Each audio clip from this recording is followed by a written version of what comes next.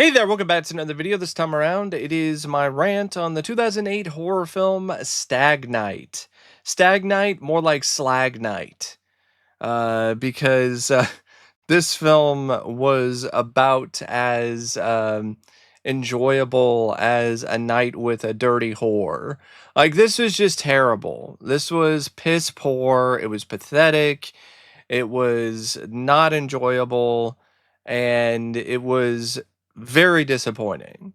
Now, before I get around to sharing more of my thoughts on this film, though, I would like to give a special shout out to Steven for requesting this review.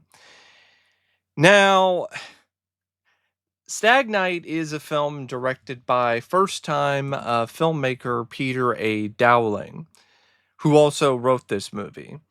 And the direction for this film is very unfortunate because for some reason, Peter decided that he was going to direct this film in super shaky cam mode. So there's a lot of scenes in this that just feature an obnoxious, annoying amount of shaky cam to the point where it almost looks like the director was plastered and drunk out of his mind while he was shooting half the film. Or the director decided to give the camera to a man with Parkinson's and then had him direct most of the scenes involving the roving cannibal gang of homeless men that were chasing the group of bachelors, bachelor party goers around in the subway system, plus a couple random women that were also along for the ride. But yeah, the directing is pretty bad. It's full of a lot of questionable decisions throughout. It's not just the shaky cam though. That's a big part of it, but there's some really bad usage of slow-mo at points too, and the camera angles at certain moments throughout the film are not utilized properly. They're just random. uh, I would say the direction has some moments where the grimy, gritty, grungy look of the subway is showcased rather well by the director. And I think some of the scenes that are more gory, that are more bloody, that are more grisly, when the camera isn't shaking all over the place, the direction actually isn't that bad, but most of the time the direction is firmly below average or just awful, really. And I think there's a clear reason why this guy didn't direct much. He directed one other movie after this and then never directed anything ever again. Now, he also wrote the film, and the screenplay is also, in my opinion, a pretty big letdown. In a lot of ways, this is like that old movie Deathline, which is also known as Raw Meat. And it's like a more modern, at least for the time, take on that. A film that takes place underground in the subway systems, and there's a group of cannibals that are chasing after people, but you mix a little bit of Wrong Turn in there, and it's definitely something that I think, as a concept, has potential to be a fun horror film. You could have a lot of potential suspense and tension with this concept, as well as some good gore. But the way that it's executed with this script is, for the most part, fairly egregious. It starts out from the beginning, and from the very start of this script, it's just slipping up. It's just completely tripping all over itself.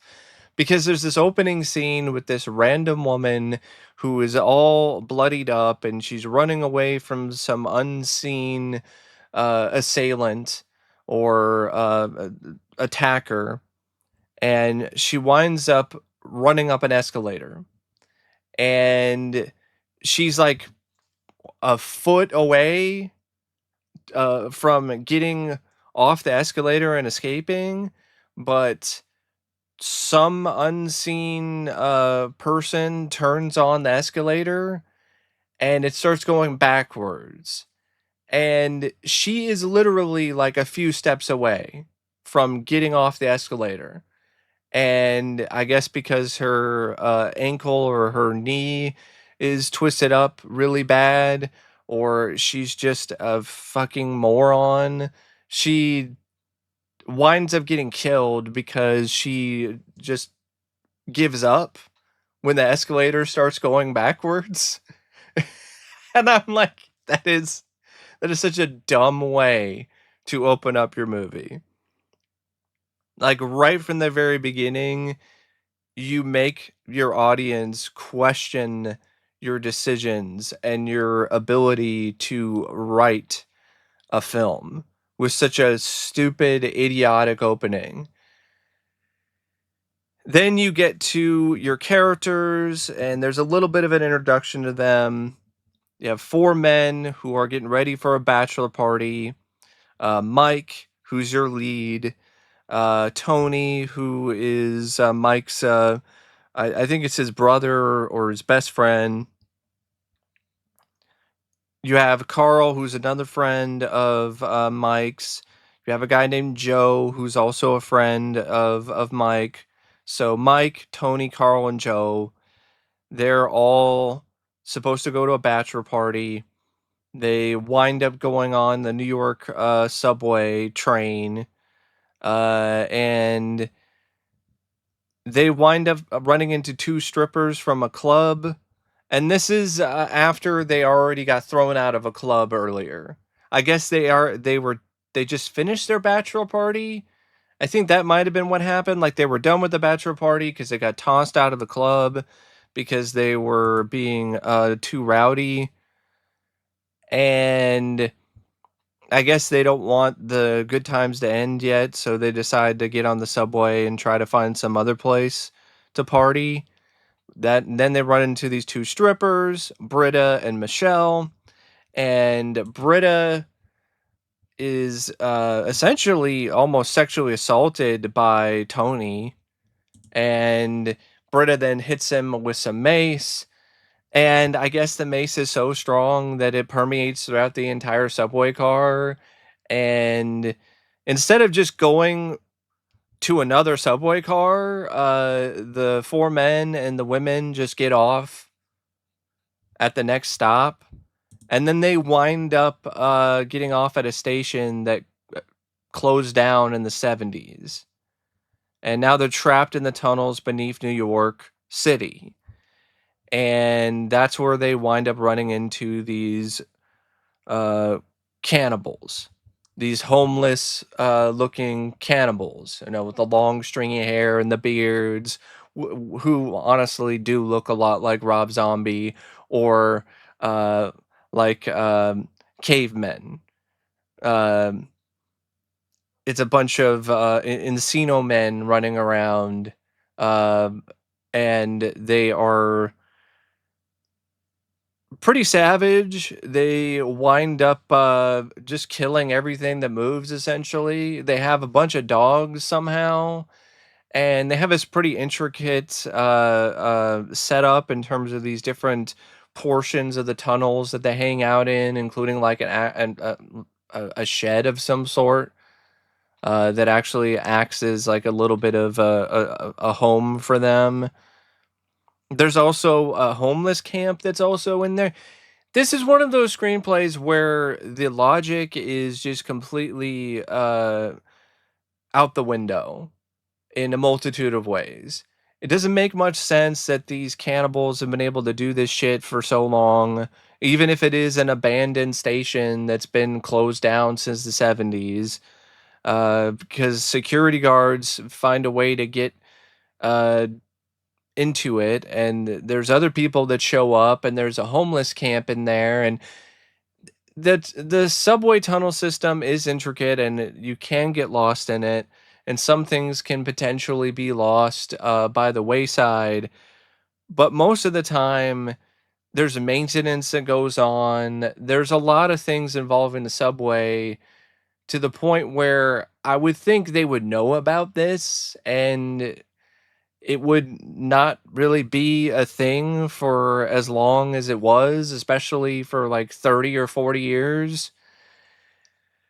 And these cannibals, they're not really set up in a way where you think that they're that smart. They can't speak English. All they do is grunt.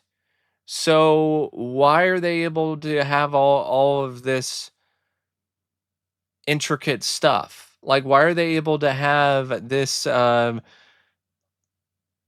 inner city of sorts that they are able to hang out in or traverse in, or they're smart enough to set traps and do all this other stuff?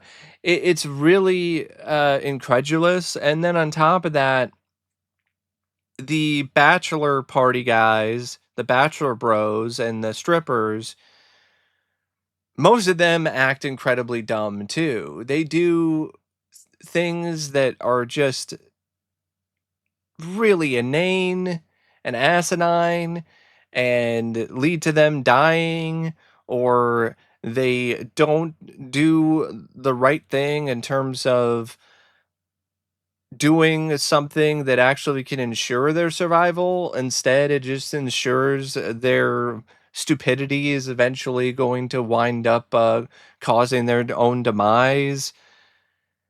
And the characters, for the most part, they're not only dumb, but a lot of them are not very likable. I would say the most likable character in this is Britta, because you feel for her almost immediately, because Tony is is a pervert and he's messing with her in the subway train and just being a dick. So you automatically feel for her.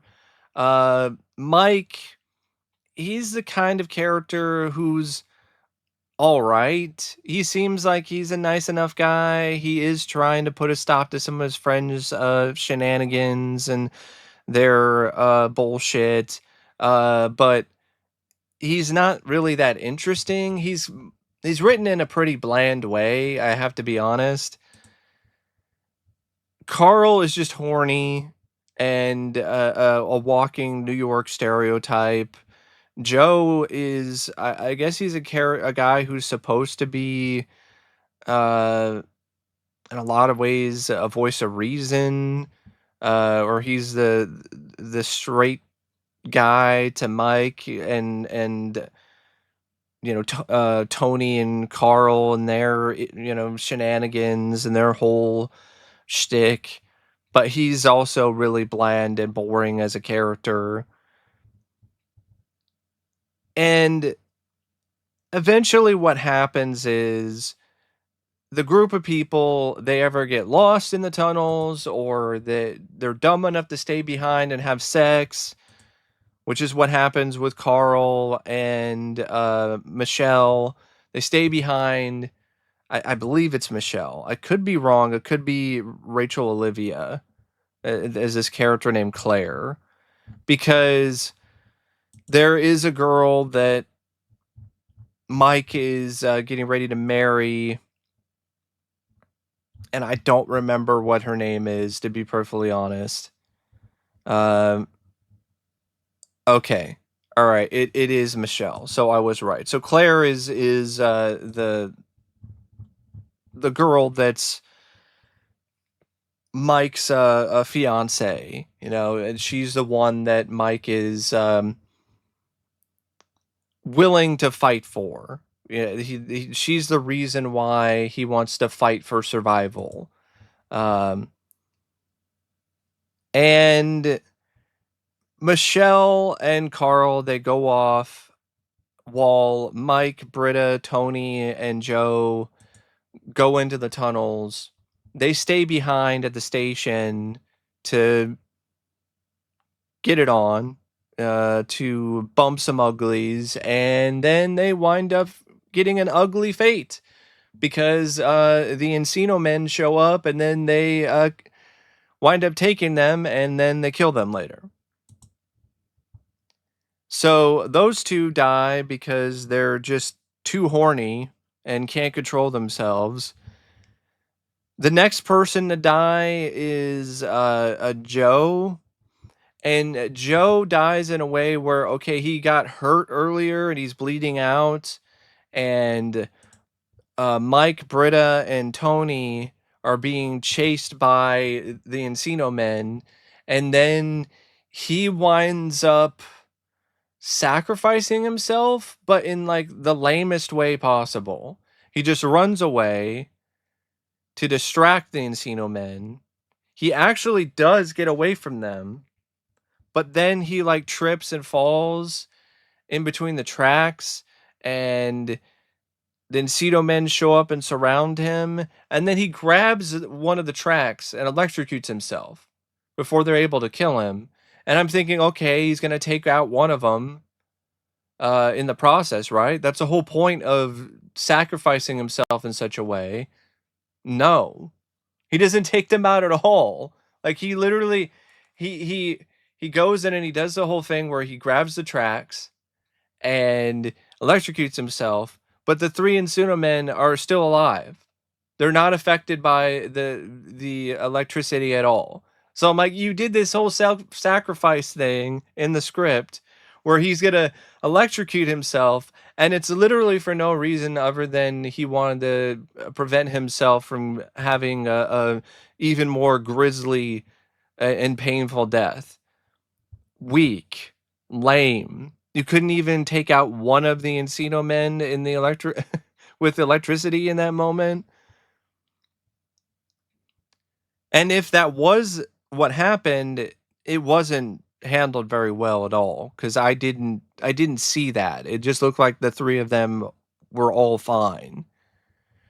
So now it's Mike, Britta, and Tony who are the last three who are alive. And Tony's the next one who gets it in a dirty bathroom stall. What a shitty way to go. He winds up getting taken out in a dirty bathroom stall. And so you have that. And now it's Mike and Britta who are left remaining.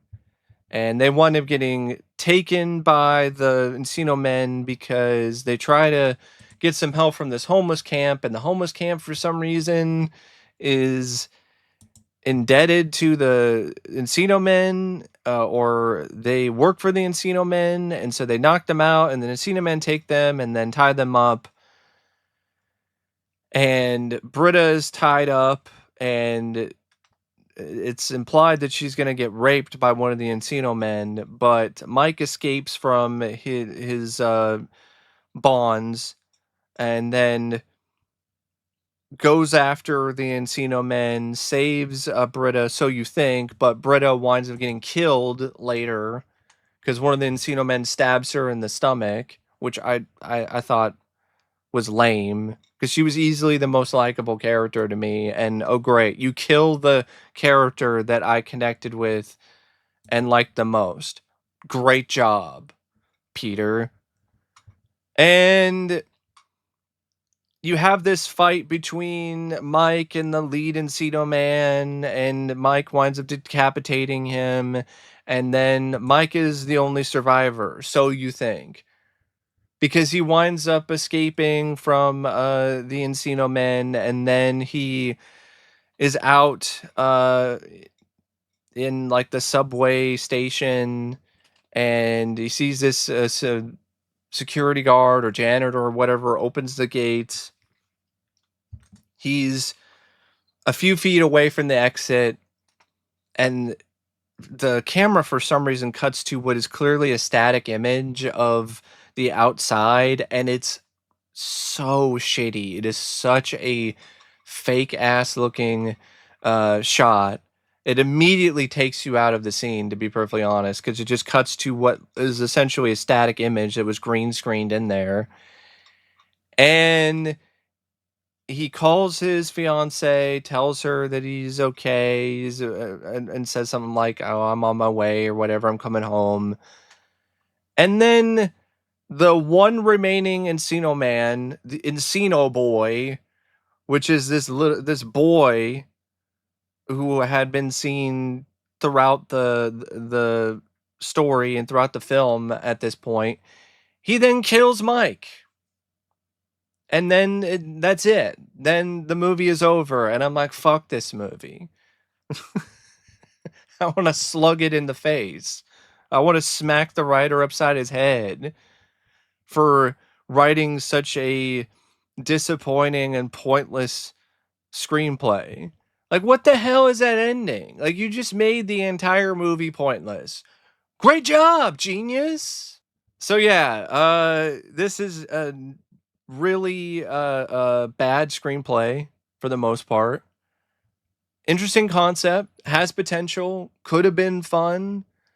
There are some moments of gore that are kind of inspired, I have to admit. There's one kill in particular that I thought was really cool, and it was definitely a crowd pleaser, where Mike grabs one of the Encino men and lifts his head up and sticks it out. So then his head is sticking up out of a hole in the ground that's right next to the subway train tracks. And so he sticks him up there, and then I guess because he knew what was up there, he sticks him up there, and it causes the train tracks to move, and it happens right at the moment where the guy's head is there, so it crushes his head. I thought, okay, all right, that was actually pretty cool. But other than that, man, there's not a lot about this that is really that entertaining, that enjoyable, that fun, that scary. It's definitely not scary. And the characters, man, like, other than I guess Mike in a very middling way, and Britta, none of these characters are that likable, or they're just completely boring and dull, and there's not much to them. There's no fun lines of dialogue, there's no fun banter they have between each other. A lot of it's just bickering that's just irritating and annoying to listen to. And then the villains, the tunnel rats, which I don't know why they're calling. I get it. I get why they call them the tunnel rats, but they really are more Rob Zombies or Encino Men, and they aren't that interesting or fun either. They all look the same. Like, you have an opportunity to give them their own distinct personalities or their distinct looks, but they all look like a bunch of homeless people. That's it. Like, that's boring too. And then you have the stupid decisions that the characters make that are just really moronic, and then you have the stupid ending where everybody fucking dies, and then yeah, you have a bad film and a bad screenplay in particular. The cast the cast is also disappointing. Like, the cast is something that has potential, just like a good chunk of the movie, and they don't live up to it. The lead is Kip Pardue, who I think is just a really average mid actor, and it's just more of the same when it comes to his performance as Mike. You have Vinessa Shaw from Hocus Pocus, who plays Britta, and she's great. She's really good in this. This is honestly a really good performance by her. She's got a good amount of fire to her. She's got good chemistry with the cast. Uh, you buy her when it comes to her being a little tough, being able to handle, some of the more intense situations. The way that she delivered a simple line of "fuck you" when the Encino men are trying to assault her in one scene, It was a really great line delivery to me. Like you could really hear the animosity and the anger behind it. Fuck you. Like it wasn't one of those things that sounded like she was forcing anything. Uh really good performance. The fact that her character dies in the cheapest way possible is really frustrating. Because I think she deserved better. Breckin Meyer, he plays a good asshole. Like this guy is a prick. Like he's such a douche in this. And I think Breckin Meyer is an actor who's capable of potentially being a lead.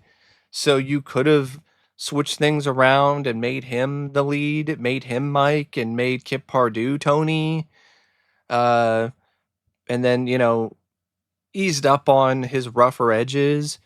Because I think he could have been, a fun, charismatic lead who's willing to, crack some jokes at points to lighten the mood and be capable enough on his own to use his wits to try to get out of a situation. And I think he and Vinessa Shaw honestly could have been a good pair. You also have Scott Adkins, the martial artist who plays Karl, and another character that's honestly pretty thankless and pretty lame. Like, what a waste of Scott Adkins. Like, he's another actor who could have been the lead in this. Could have had him do his martial arts, kick the Encino men in the face. But no, instead, he's just a horny asshole with a pretty unconvincing New York accent most of the time. Karl Geary, like I can't really say much about his character. Like it's such a bland, boring, dull, forgettable performance as Joe. Sarah Brand, not really that great either as Michelle, the other stripper. Rachel Olivia is Claire. Like okay, she's sweet, but that's really all her character is for the most part. Just a sweet fiance who's worrying about her potential husband and Mike and where he is and what's going on. And then the Tunnel Rats. I mean, what can I really say about them? Luca Bercovici, he plays the first one. Jenna Gancheva plays the second. Radislav Parvanov plays the third one. There's not really much you can say about the Tunnel Rats because they don't say anything. There's no dialogue. I think maybe there's one time where one of them yelled, "Die!" And I think that's about it. So yeah, the cast, not the best. The cinematography by Toby Moore is not terrible, but it's also not tremendous. It's very underwhelming, especially when it comes to a lot of the subway scenes because the cinematography is just too dark. The editing by Vanek Mordian is a mess. There are way too many scenes in this with some really choppy, bad editing. And then you have a runtime that's only like 84 minutes, but it drags because the characters aren't likable enough and they do stupid things. The Tunnel Rats themselves don't look really that interesting and are kind of boring.